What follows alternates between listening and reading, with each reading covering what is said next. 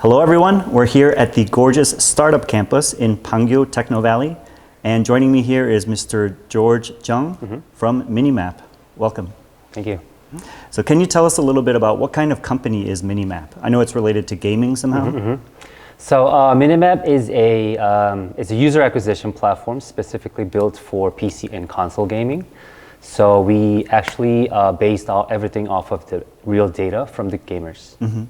And I know it's already launched now and you already have quite a few members. So can you tell us approximately how many people are using this service? So in terms of monthly active users, we get about 500 to 600,000 because we're also a registered media company as well. Oh. People can actually just search on Google sometimes for gaming news and stuff, and we do publish our own gaming news or game reviews or any of the content in the magazine side, so people can just come in. So that's roughly how many users visit our platform every month. So you mentioned you have a magazine as well connected to the site? Okay. And so as a user, how do you use this platform? What are the services that you get from it? So the one feature that our users really love is the fact that you can track every single games that you played across multiple platforms. We currently offer Steam, Xbox, PlayStation, and Nintendo. So in the digital era of gaming, we have hundreds, thousands, or sometimes I've seen someone own 21,000 games in their gaming library. That's almost inconceivable. Across multiple platforms, and it's really a good way to track everything because you have no idea.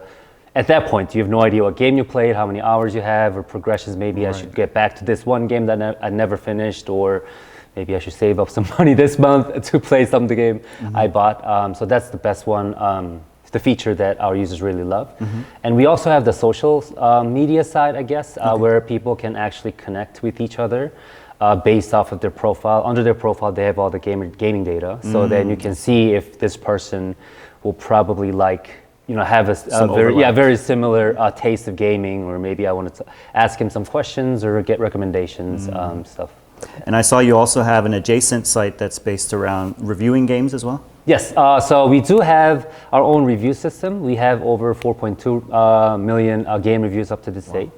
All obviously created by real human, not AI or fake accounts, because you actually need a gaming account in order to write reviews. And also we have recently launched something called a Navicritic, which is...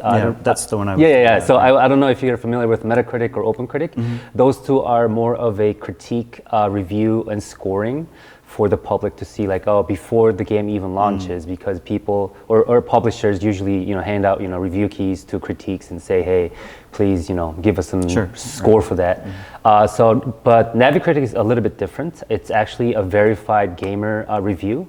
So in order for your review score to be aggregated into the system, you actually have to buy the game and play it. So it'd be more of a user side of the review score versus the critique side. And I understand there's some vetting as well to make sure that it's qualified users who are critiquing it, right? Yes. So you need minimum of 10 reviews in order for your game to have a certain score. And we have 4 tiers, I believe, depending on the actual score of it. So we have the essential, outstanding, mixed, and avoid. So depending on the score, you kind of want to, before you actually buy the game, you kind of want to read the actual player's reviews. Right, someone you can trust. Right. Yeah.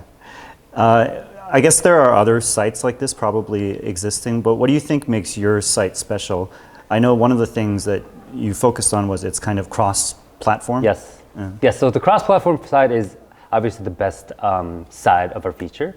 You obviously can have reviews for different platforms individually. Like for example, Steam has its own Steam reviews. Xbox probably has, and PlayStation as well, but it's very all combined throughout different platforms. That's the biggest strength that we have. And also, there's so many problems at this point, especially for Steam, because sometimes Steam game would have some kind of an issue, cultural issue or localization issue, and then certain region people would go and review bomb it. They say it's review bomb it, and then try to intentionally make the scores lower. I see.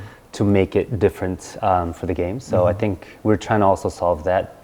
In order for your game, obviously in order for your score to be aggregated, you need to verify it. And I understand, not just for viewers, but for advertisers, I can imagine this is a great feature as well, because as you said, you're collecting data and you have access to gamers from all platforms essentially. Right. So that's a real strength when you're negotiating with advertisers, I can imagine. Yes. So I think the biggest problem, especially for PC console gaming publishers are having, is the fact that there is no actual infrastructure or appropriate like way to track and reach out to these people, based on data. Right. Like unlike mobile gaming, obviously has all the data that they need and everything's being tracked. Like your phone is being tracked. Which game you're downloading and stuff like that. So it's very established. But PC and console gaming does not have that yet.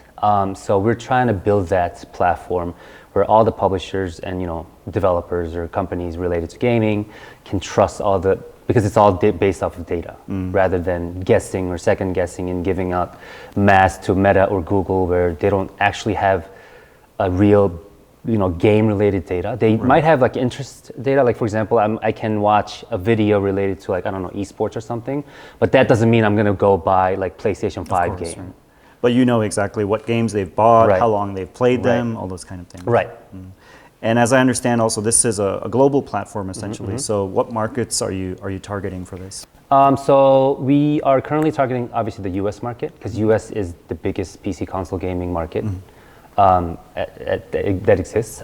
So that is our like biggest goal. Like North American market is our biggest goal. However, it is in English, so we do have a lot of people coming in from like UK or New Zealand.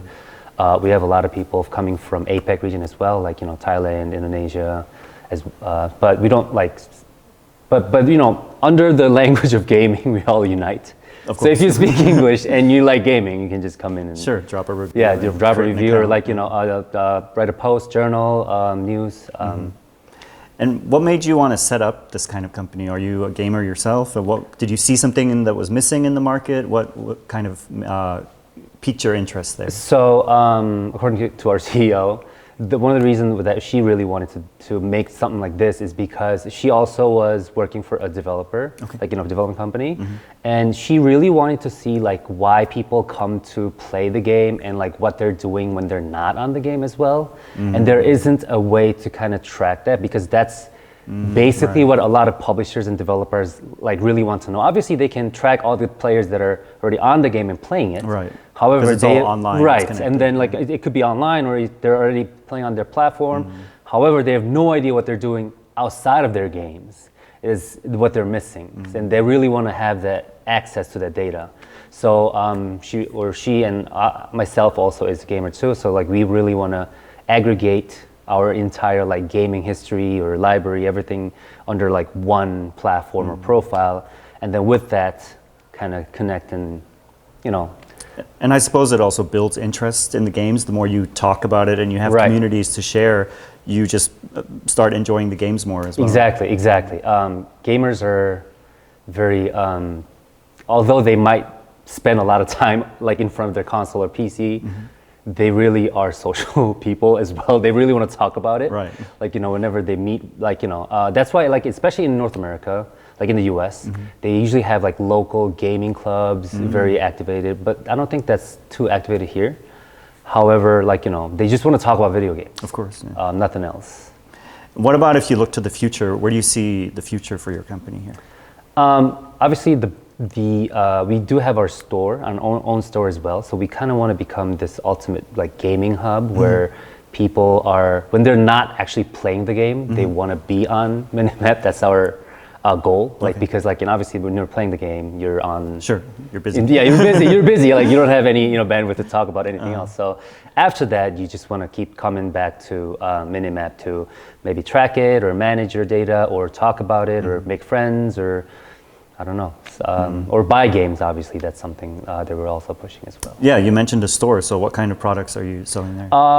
At this point, we're selling Steam keys mainly, and then also a lot of peripheral products of gaming. Like we do sell like offline tickets, merches. We are talking with some like I don't know, like game is related to a lot of stuff like mouse pads or chairs. So those are in the plans in the future. So those companies producing that can essentially partner with you and reach the gamers directly. Exactly, because we do have the social side and the community side. It'd be very, natural and for make them get engaged more within the community. And you know who needs what, essentially, because they're all talking about it anyway. Yep. Exactly, that's the goal. Final question then, you are here in Pangyo. What is it about this area that makes it such an attractive location for startups such as your own? Pangyo is obviously surrounded by a lot of tech companies, and also we have a lot of big gaming companies here as well. We have Nexon here, NCSoft there, NeoWiz, all these big giant gaming companies here. So it's very easy for us to get access and just go like walk around and have meetings at their offices and stuff. So it's very beneficial, and it's really good for us to have the accessibility to different publishers to reach out. All right. Well, thank you for sharing all that. That was very interesting, and I wish you good luck with the company in the future. Thank you so much. Thank you. Thank you.